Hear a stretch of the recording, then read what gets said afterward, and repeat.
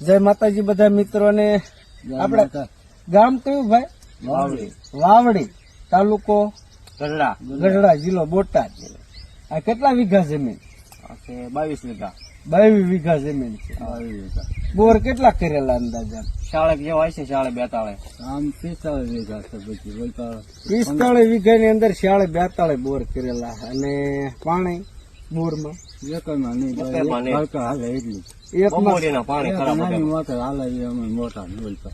એક નાની મોટર નું પાણી આવેલું ને આમ ડાર દાદા. આ દાદા ને પાછો ડાર જોવાનો થોડોક અનુભવ છે.